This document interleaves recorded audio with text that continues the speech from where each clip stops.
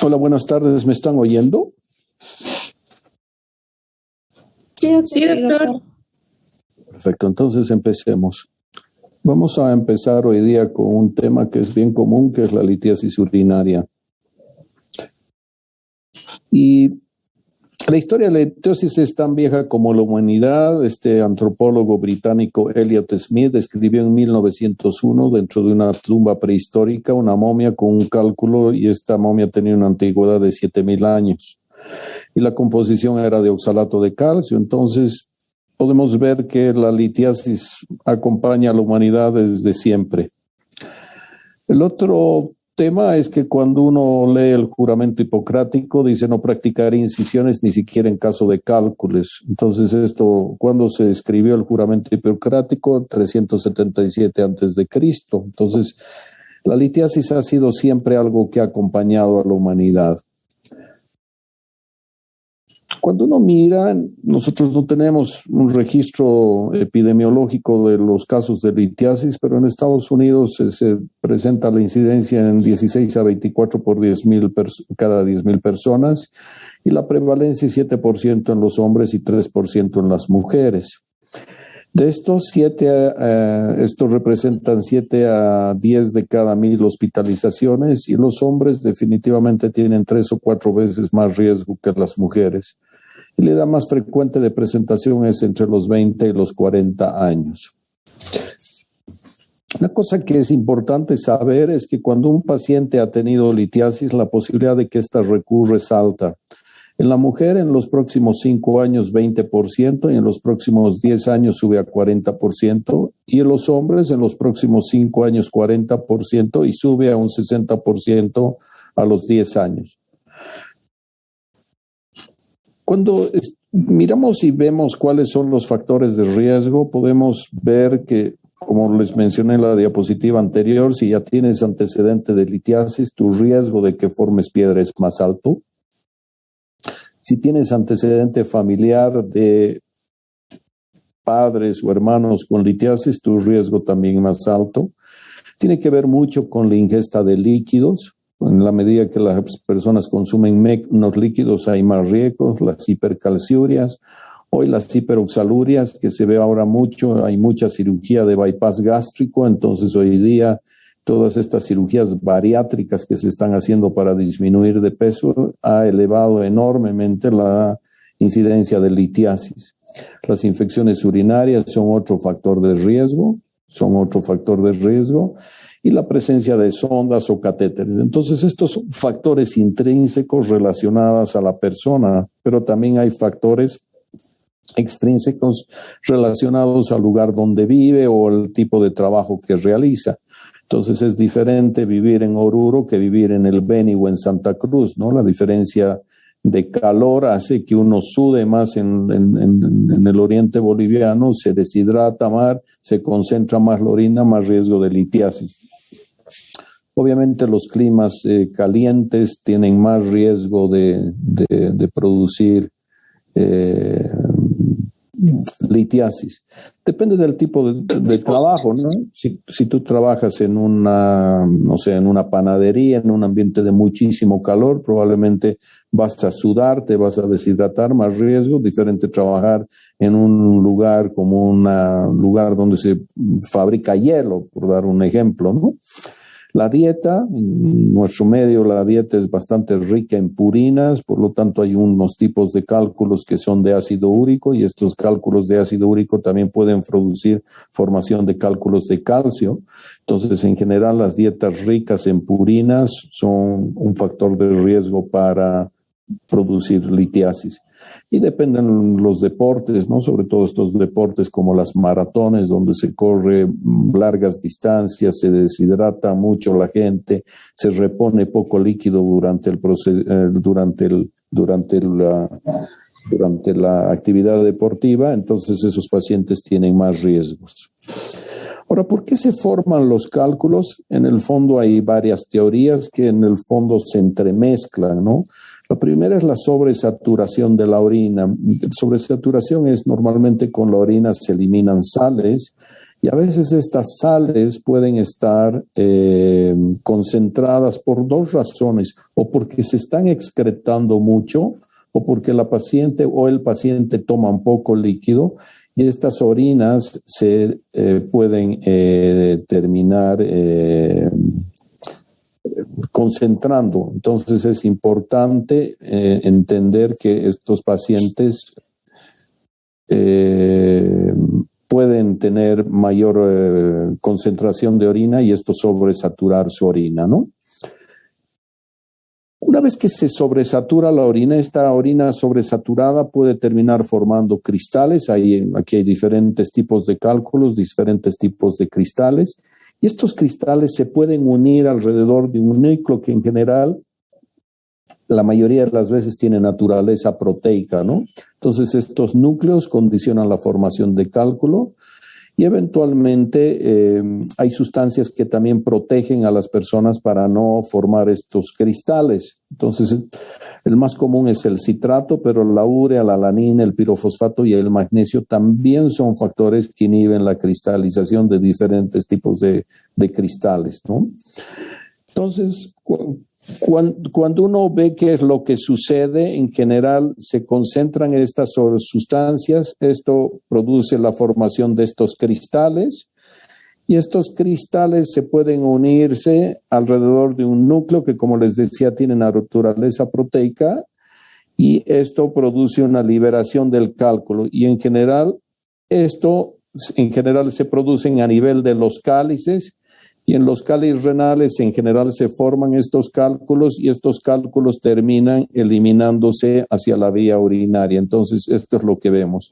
A veces cuando hacemos ureteroscopías flexibles, en estas zonas podemos ver ya cómo están empezando a formarse los cálculos. Nosotros llamamos esos placas de Randall. Los cálculos, y esto es importante que ustedes sepan, porque esto pregunto con frecuencia, los cálculos tienen distintas composiciones de oxalato de calcio, de fosfato de calcio o una mezcla de estos dos. Estos cálculos representan casi el 80% de todos los cálculos. Y hay que entender que estos cálculos son radiopacos. Quiere decir que cuando uno los ve, estos cálculos en una placa, toma una radiografía, sí se los puede ver. Este otro tipo de cálculos que llaman cálculos de fosfato, amonio y magnesio, que también se llama estrubita, son cálculos que remedan el sistema colector. Nosotros también los llamamos en asta de ciervo o coraliformes. Y estos cálculos en general están asociados a procesos de tipo infeccioso por bacterias que desdoblan la urea, como la Escherichia coli o Proteus, Klebsiella. Estas bacterias condicionan esta agregación de este tipo de sales que son de fosfato, amonio y magnesio. Estos cálculos no son tan radiopacos como los de arriba, pero son radiopacos, como pueden ver. Esta es una placa simple de abdomen y lo estamos viendo. Los de ácido úrico, que representan entre el 6 y el 17%, en general están producidas por alteraciones en el metabolismo de las purinas y son los únicos que son totalmente radiolúcidos. Quiere decir que en una radiografía simple no los podemos ver. Y los de cistina son cálculos que se producen por una alteración, donde hay una alteración donde los pacientes tienen una alteración genética y empiezan a eliminar básicamente 4 aminoácidos: cistina, alanina, ornitina y lisina, pero la cistina es el único que no es hidrosoluble. Entonces esta sustancia, al no ser hidrosoluble, se agrega entre sí y forma unos cálculos que son parcialmente radiopacos. Felizmente la proporción de estos cálculos es baja porque son cálculos de difícil manejo, porque son cálculos extremadamente duros. Entonces aquí básicamente es parte de lo que dicen las guías europeas de urología hoy, que la tomografía debe ser, después de una ecografía, el examen que nos va a permitir localizar estos cálculos. Y también nos está hablando de cuáles son radiopacos, cuáles son radiolúcidos, ¿no? Y como les he comentado, los de oxalato de calcio, los de fosfato de calcio, los de estrubita son radiopacos, parcialmente el de cistina y radiolúcido el de ácido úrico. Los cálculos van a tener distintas formas, tamaños, colores y consistencias, ¿no? Y en general esto va a estar en base a la composición de cada uno de ellos. Ahora, los cálculos, cuando migran desde el riñón hacia la vía urinaria y producen obstrucción, van a condicionar un cuadro que se conoce como cólico renal, que tiene algunas características que son importantes tenerlas en forma clara, ¿no? La primera cosa es que es un cuadro en general de inicio súbito. La mayoría de los pacientes pueden identificar qué estaban haciendo ese momento porque es como si recibieran un intenso golpe, ¿no? Entonces los pacientes refieren, doctor, estaba a las 3:30 de la tarde en la calle 25 de Mayo y Colombia y empecé con un dolor de inicio súbito. La segunda cosa, intenso. Entonces, estas son características que en general acompañan al cólico renal. La otra característica es que el paciente es un paciente que se encuentra inquieto. Con frecuencia en los hospitales, cuando yo hacía mi internado en la Caja Nacional, el portero llamaba, ha llegado un cólico renal, y era porque eran pacientes que no encontraban posiciones, se sientan, se paran, caminan, se movilizan. A diferencia de los cuadros de los pacientes que tienen cuadros intraperitoneales, ¿no? Que no quieren moverse, no quieren que los toquen porque eso incrementa el dolor. Entonces, estas tres características son importantes. Inicio súbito, un cuadro de dolor intenso y un paciente inquieto. La localización, en general, esta es la posición en la que está el paciente con su mano ahí detrás en la fosa renal. Esto es lo que le produce. Este paciente tiene un cólico izquierdo. En general, este dolor, en la medida que la piedra va bajando, en hombres o en mujeres, se va irradiando hacia la región genital. Entonces, estas características son súper importantes de conocer porque más adelante, cuando veamos el manejo inicial, es aliviar prontamente el cólico. Entonces, uno ve a este paciente, lo interroga rápidamente, lo examina rápidamente, ya sabe que se trata de un cólico renal y antes de mandar a hacer exámenes, lo primero que hay que hacer es aliviar el dolor. El mecanismo del dolor es básicamente por dos cosas. Hay un dolor de tipo cólico y otro de tipo no cólico renal. Entonces, en general, cuando se produce la obstrucción porque la piedra del riñón migró hacia el uréter, esto produce obstrucción y va a producir una éstasis urinaria. Entonces, acá hay un cuadro donde hay una hiperperistalsis con distensión del uréter que produce un cuadro de dolor. Y el cuadro de origen renal es cuando esta distensión aumenta la presión dentro del sistema colector y distiende la cápsula del riñón. Y es esta distensión la que produce ese cuadro agudo de dolor. Entonces, cuando un paciente tiene un cólico renal, hay que entender que se produce un cuadro agudo de dolor. No todos los pacientes que tienen piedras en la vía urinaria están sintomáticos. Entonces, en esto es importante entender que si un cálculo está en el cáliz o está en la pelvis renal, estas piedras en general no van a producir un cuadro de hiperperistalsis porque no hay un problema obstructivo. Y la segunda cosa, no va a distenderse la cápsula del riñón. En general, estos pacientes pueden tener piedras asintomáticas. Entonces, ¿cómo las diagnosticamos? La mayoría de las veces pidiendo exámenes de imágenes por alguna otra cosa, pides una ecografía, una radiografía, una tomografía y ahí aparecen. O a veces pueden los pacientes presentar microhematuria y cuando las evalúas y las estudias, ahí atrás hay una piedra. O a veces leucociturias, ¿no? Pacientes que tienen cuadros de procesos que parecen infecciosos, los estudias y tienen secundario eso, una piedra. El dolor se va a producir cuando la piedra migra y obstruye, digamos acá. Esta piedra se ha atascado en la unión ureteropiélica, que es una de las zonas estrechas, y una vez que pasa esta zona, el uréter permite que las piedras en general bajen hasta cuando llegan al entrecruzamiento con los vasos ilíacos, y cuando el uréter pasa por encima de los vasos ilíacos, en general es otra zona un poco más estrecha, y la zona más estrecha es cuando el uréter entra dentro de la vejiga y el uréter tiene como 4 milímetros de diámetro, entonces esta es la zona más estrecha de la vía urinaria, y cuando llega a esta zona, el paciente va a tener más irradiación del dolor hacia la región genital. Y la otra cosa que va a pasar es que este dolor va a estar asociado a molestias de tipo almacenamiento. Van a tener disuria o porlaquiuria, urgencia, nicturia o tenesmo, y es cuando la piedra está entrando a la vejiga. Entonces vas a encontrar también síntomas de tipo no renal. Cuando hay el cólico renal, también los pacientes pueden tener náuseas o vómitos porque la inervación del estómago y del riñón viene del mismo lugar. A mí me parece que es más común, sobre todo cuando el cólico es en el lado izquierdo. Entonces, a veces los pacientes consultan por náuseas y vómitos, que es algo que hay que siempre tomar atención. Y pueden tener taquicardia, hipertensión, diaforesis por el cuadro agudo como manifestaciones de tipo simpática. Lo que les comentaba también es que es importante entender que lo primero que hay que hacer es aliviar el cólico, porque se describe el cólico como uno de los cuadros más agudos de dolor que hay en la medicina. Entonces tú no puedes tener a este paciente yendo a buscar o a pasear por todo el hospital hasta que le hagan un examen, una ecografía o una tomografía. Entonces primero hay que aliviar y recién lo estudias. En general, los antiespasmódicos se pueden utilizar si es que no tienes otra alternativa, pero uno debe partir con antiinflamatorios no esteroideos. Y los antiinflamatorios no esteroideos tienen dos cosas, son antiprostaglandínicos y como antiprostaglandínicos mediadores del dolor alivian el dolor. Pero por otro lado también producen una vasoconstricción de la arteriola aferente y disminuye un poco la filtración glomerular y estamos entendiendo y también por fisiopatología que en la medida que aumenta la filtración glomerular, aumenta la distensión de la cápsula, aumenta el dolor. Entonces los AINES probablemente son la primera opción.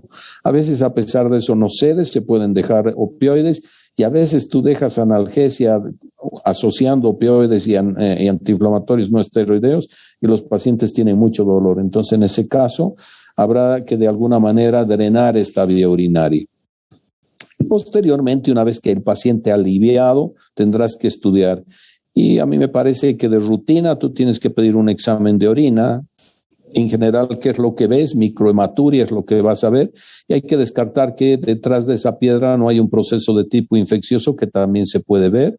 Se puede pedir una radiografía simple de abdomen dependiendo de dónde estás, pero las guías hoy te dicen que la ecografía debe ser el primer enfoque y el patrón de oro la urotomografía. Yo diría que la urografía excretora es un procedimiento que ayudó mucho en su momento, pero hoy día ya nadie hace una urografía excretora para hacer diagnóstico de un cólico renal. Entonces, un poco lo que les he comentado inicialmente, utilizas antiinflamatorios no esteroideos, puedes utilizar ketorolaco, ketoprofeno, diclofenaco y resuelve. Y si no, puedes utilizar opioides. Para establecer el diagnóstico, examen general de orina y a veces uno puede encontrar orina macroscópica ya visible con hematuria o a veces la orina parece clara, pero cuando pides un examen de orina, yo diría que la mayoría o la gran mayoría de los pacientes tienen más de 3 eritrocitos por campo, que es lo mínimo normal. Entonces habla 5, 10, 15, 40 o 50 eritrocitos por campo, lo que ayuda a confirmar un poco tu sospecha diagnóstica. Como les decía, la radiografía simple del abdomen es una gran alternativa, pero tienen que ver varias características, que la piedra sea radiopaca, el tamaño de la piedra, la localización de la piedra, la gordura del paciente. Entonces hay varias cosas. Entonces acá tú puedes ver una piedra acá, puedes ver otra piedra acá y otra acá. Probablemente estas dos son absolutamente asintomáticas y la que debe estar produciendo una molestia es esta que ha migrado al uréter. Aquí hay hiperperistaltis, aquí está distendiéndose la cápsula. Acá tienes otra piedra. Entonces, a veces una radiografía que tiene un costo bajo puede ayudarte a resolver tus problemas. Pero como les comentaba, las radiografías detectan entre un 30 y un 60% de los cálculos observados en las tomografías, que otra cosa que insisto son urotomografías sin contraste. Esto es súper importante. Yo les digo, a veces sus colegas urólogos piden tomografías con contraste, que no es lo ideal. En algunos casos hay que pedir, pero la gran mayoría para enfoque diagnóstico es sin contraste. Entonces, cuando tú haces una placa tienes problemas a veces de que los pacientes están llenos de gases y es imposible ver ninguna cosa. El otro tema es cuando el hábito corporal, son pacientes que son obesos, en general es más difícil visualizar. Y a veces puedes confundirte de si son piedras o son unas calcificaciones vasculares que se llaman flebolitos. Entonces no sabes si las piedras son estas de acá o estas de acá abajo. No sé si están viendo mi flecha, pero estoy mostrando acá lo que son piedras y lo que son flebolitos, ¿no? Les voy a mostrar probablemente una urografía más adelante.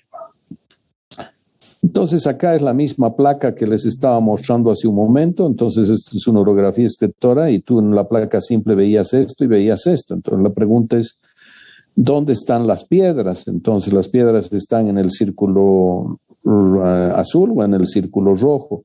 Y podemos ver que están en el círculo rojo. Las que tienes abajo, más grandes, son unas calcificaciones vasculares que se llaman flebolitos que con frecuencia se confunden. Entonces las radiografías simples te generan problemas cuando los cálculos son de menos de 5 milímetros o cuando son de ácido úrico, porque con frecuencia no las identificas, ¿no?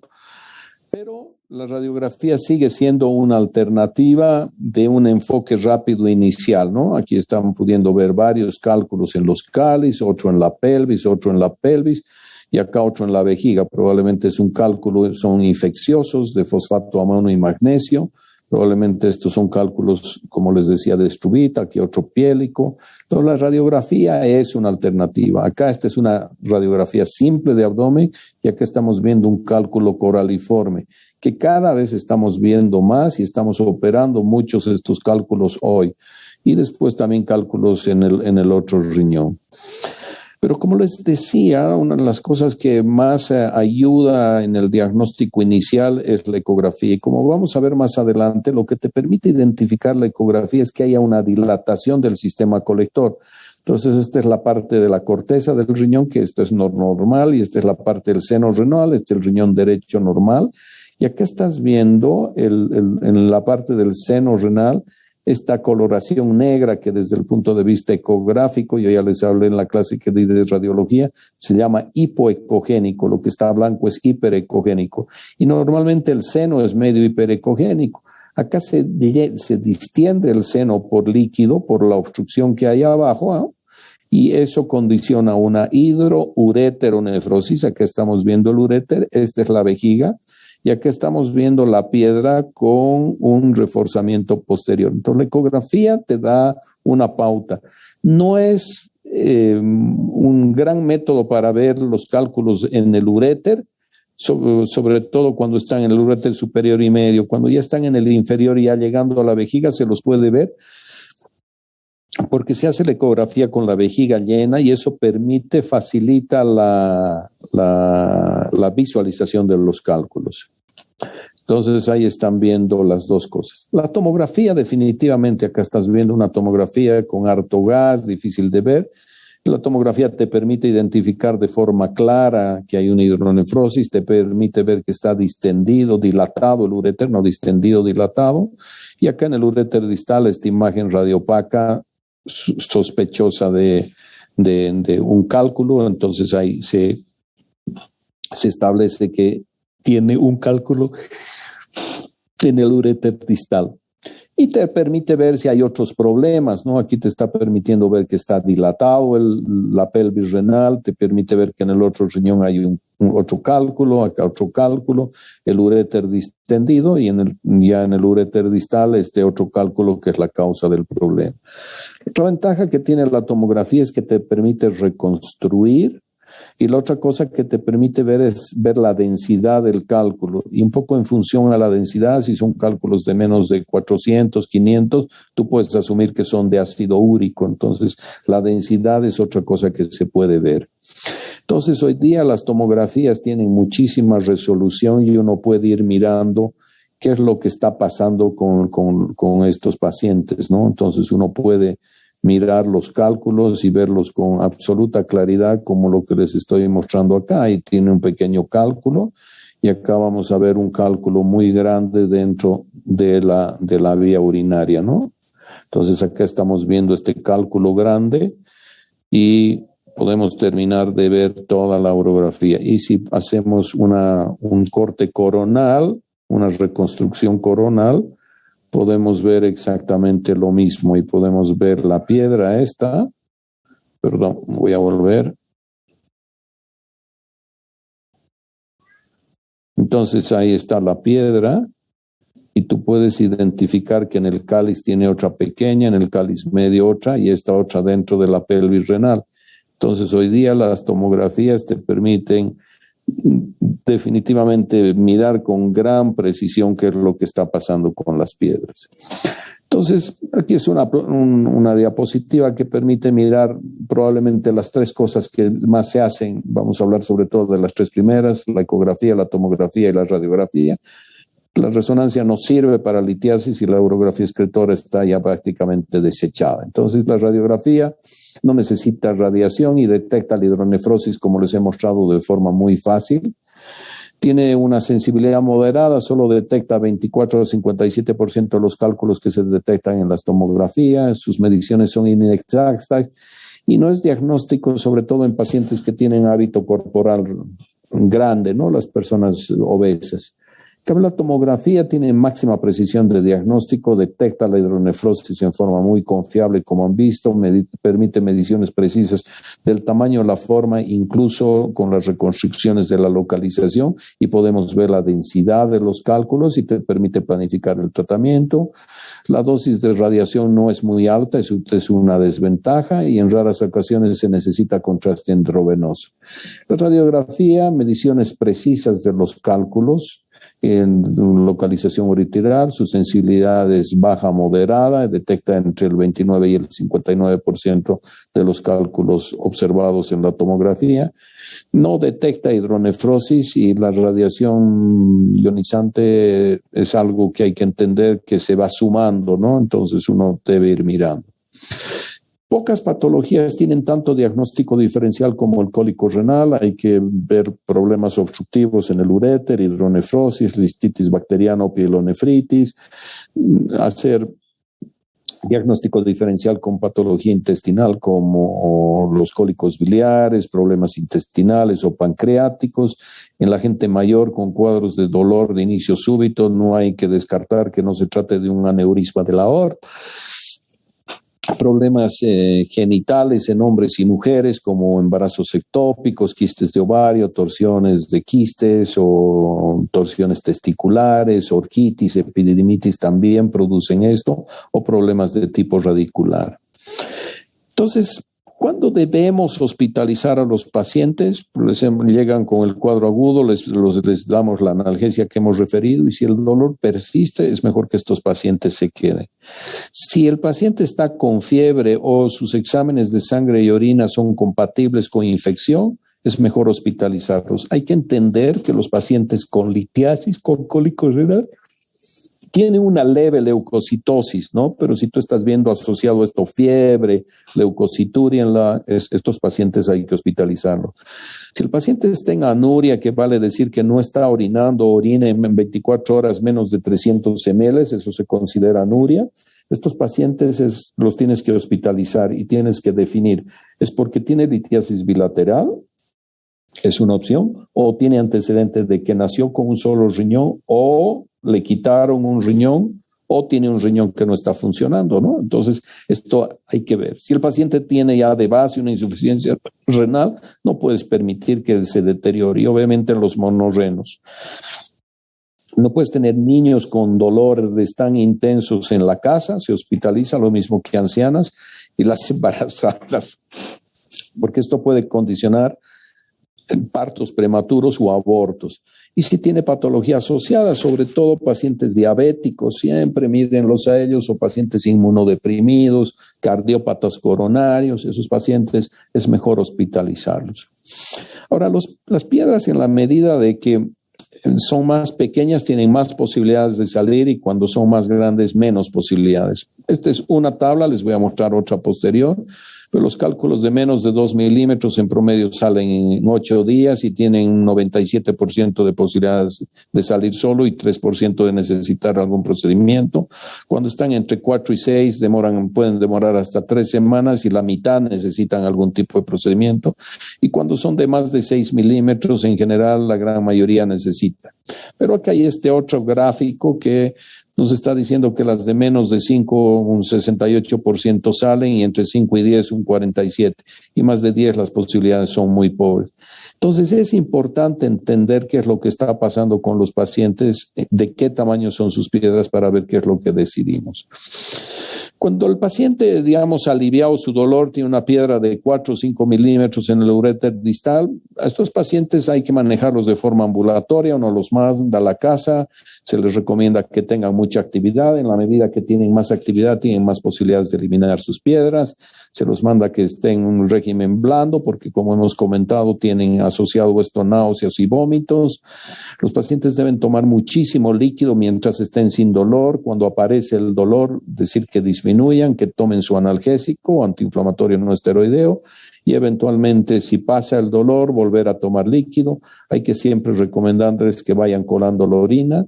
En los pacientes que tienen cálculos en el uréter distal y son cálculos de más de 5 milímetros, se ha visto que el dejar alfa bloqueadores es de ayuda y favorece la eliminación de los cálculos. Y estos pacientes deben ser monitorizados y seguidos en las consultas externas de urología.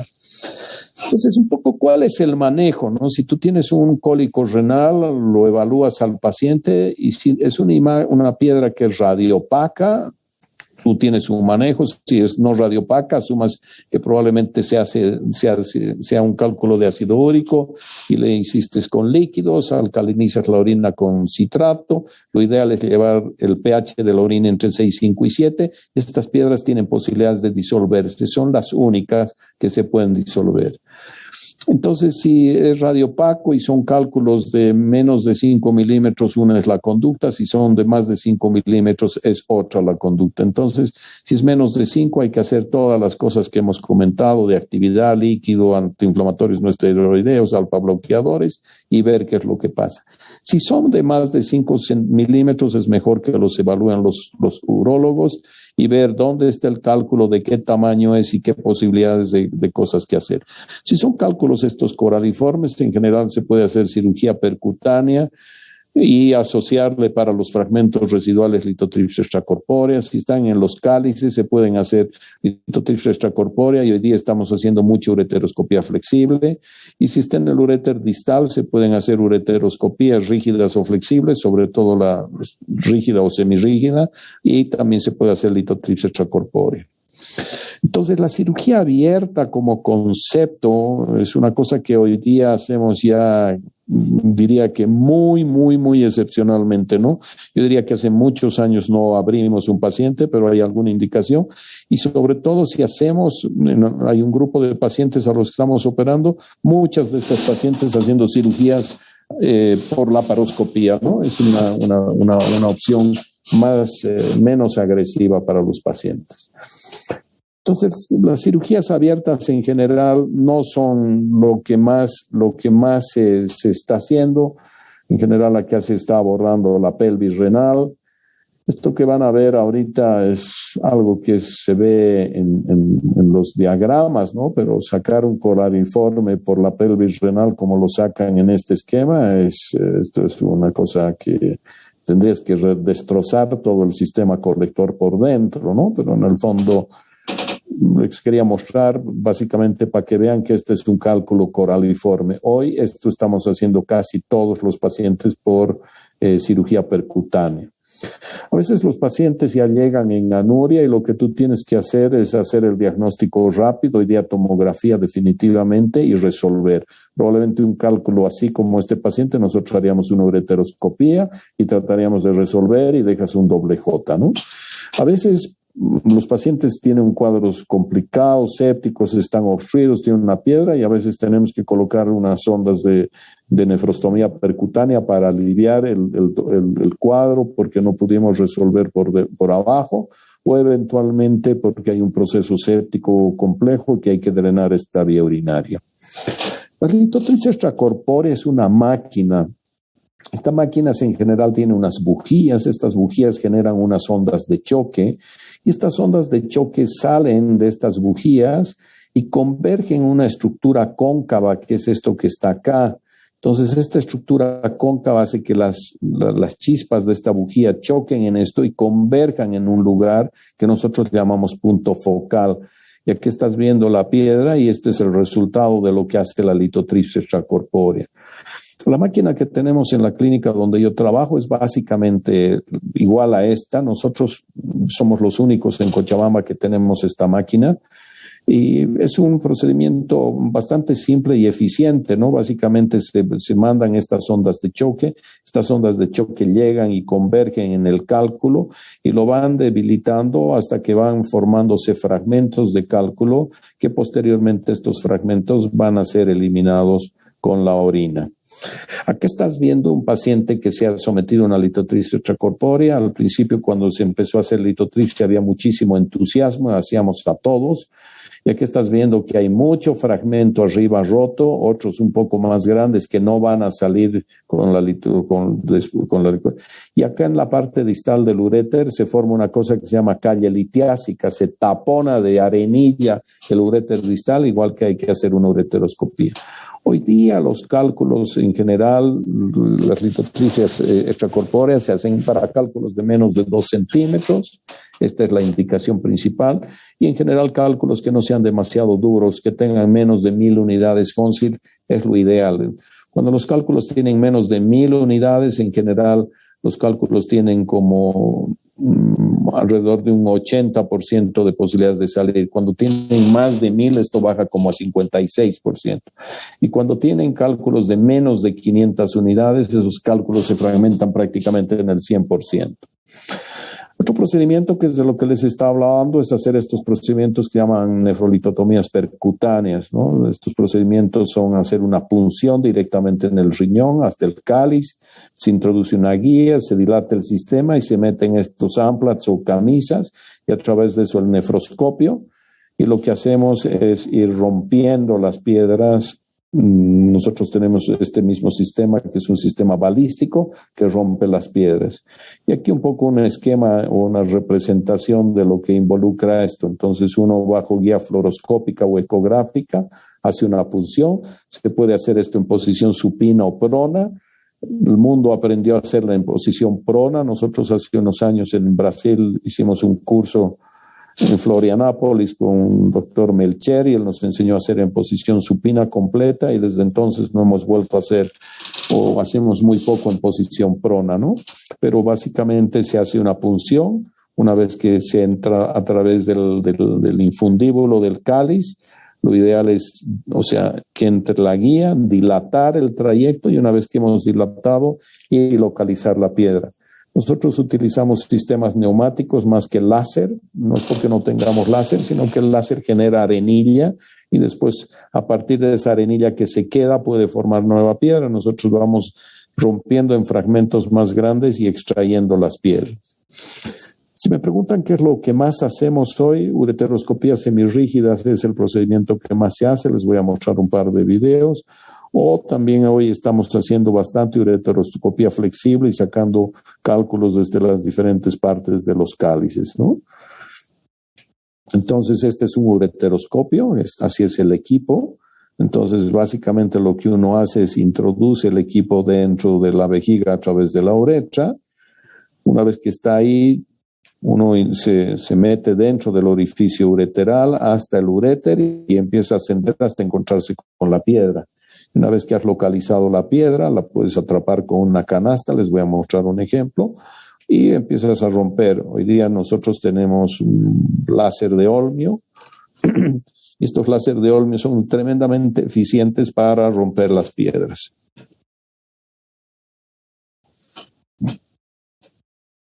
Entonces ahí están viendo y posteriormente se va a meter una canastilla que se llama dormia y nos permite sacar algún fragmento que lo mandamos a analizar. Acá están viendo una visión de la ureteroscopía. Estas dos líneas verdes se llaman guías ureterales que nos permiten entrar, orientar el camino y también cuando nos metemos entre las dos nos permite abrir un poco el uréter y nos atrapa las piedras para que no se nos, con la presión del agua no se nos vuelvan hacia el riñón. Entonces aquí miren, este paciente tiene un cálculo en el uréter distal, grandote, y acá con un láser de Olmio lo estoy destruyendo. Esto es lo que estamos haciendo muchísimo hoy. Tiene ventajas este procedimiento, es un procedimiento casi ambulatorio, los pacientes se operan y eventualmente se van, ¿no? Acá están viendo otro paciente donde están pudiendo ver el riñón, la pelvis dilatada y acá un cálculo. Acá está la reconstrucción en la tomografía. Esto es lo que se veía la imagen en la pantalla cuando estábamos haciendo la ureteroscopía. Y acá estamos viendo cómo hemos empezado a romperla, la piedra, con el láser de Olmio, ¿no? Entonces, una piedra enorme, pero estos láseres son muy eficientes y vuelven esto como un polvo, ¿no? Entonces, lo que tenemos que evitar en este tipo de cirugías es que esto es lo que termine sucediendo, ¿no? Que los pacientes terminen perdiendo el riñón por una piedra que ha obstruido. Y esto ha pasado con esta paciente que les muestro acá. Tenía un cálculo muy grande en el uréter y acá tú puedes ver que tiene un saco hidronefrótico. Acá estamos viendo el riñón súper dilatado. Acá les voy a mostrar cómo se ve el riñón normal. Este es un riñón normal y acá tienes básicamente un saco hidronefrótico. Esta paciente hizo un cuadro de acumulación de pus dentro del riñón que se llama pionefrosis. Aquí estamos pudiendo ver el cálculo. Aquí están viendo una reconstrucción coronal. Estás viendo el riñón absolutamente hidronefrótico. Aquí el riñón derecho normal, la pelvis dilatada acá. Y acá abajo pueden ver la piedra, ¿no? Esta es la piedra que estamos viendo dentro del uréter. Y cuando hacemos una reconstrucción sagital vemos lo mismo. Entonces las piedras, como hemos visto, son súper comunes, pero no se trata simplemente de tratar las litiasis y olvidarse de que los pacientes pueden recurrir. Como les decía, los hombres recurren en un 40-60% y las mujeres en un 20 o 40%. Y 4 cosas que se representan en estas imágenes pueden evitar que los pacientes formen más piedras, ¿no? Disminuye la incidencia. Y la primera es la ingesta de líquido. Entonces, a los pacientes hay que recomendarles que orinen más de 2,5 litros. Por lo tanto, los pacientes deben tomar, dependiendo de su actividad y de la ciudad donde viven, más de 3 litros, ¿no? Para orinar estos 2,5 litros de orina. Eso se sabe que es un valor bueno. La segunda cosa es difícil que una persona esté midiendo todos los días lo que elimina. Entonces, es bueno que se concentre en lo que toma y en el color de su orina. Entonces, siempre fijarse que el pipí salga muy claro es una de las recomendaciones. La otra recomendación es qué tipo de líquidos son buenos. Y si ustedes a su agua o su paciente a su agua le agrego una naranja, una media naranja, un limón, eso ayuda porque la naranja o el limón tienen citrato y el citrato inhibe la cristalización. Entonces, estas cosas ayudan, ¿no? Las gaseosas son pésimas para los pacientes que forman piedras. Entonces, el líquido es la clave.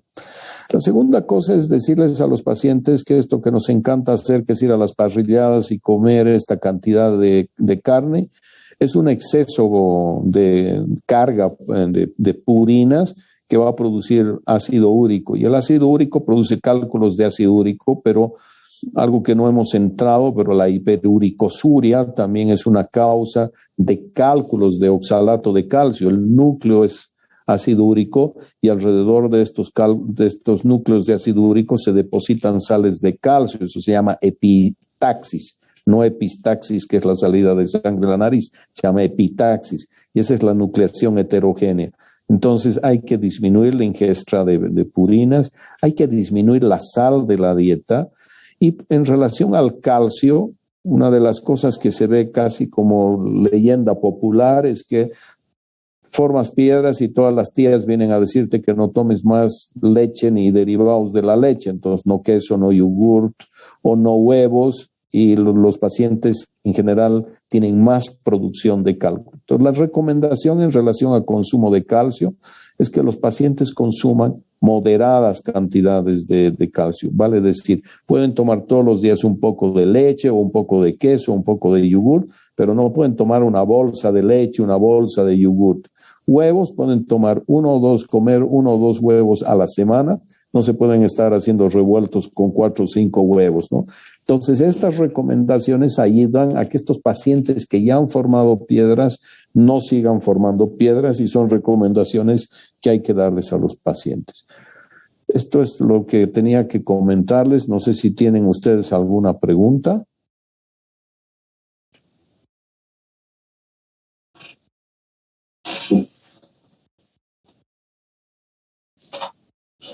¿Hay alguna pregunta, chicos?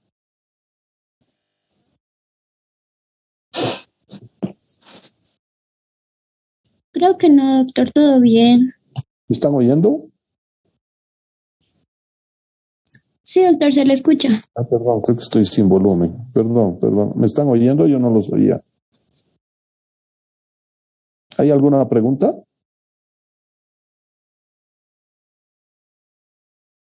¿Me están Creo que oyendo? no, doctor. Todo Ya. claro. Ya, ok, chicos, gracias. Hasta el lunes.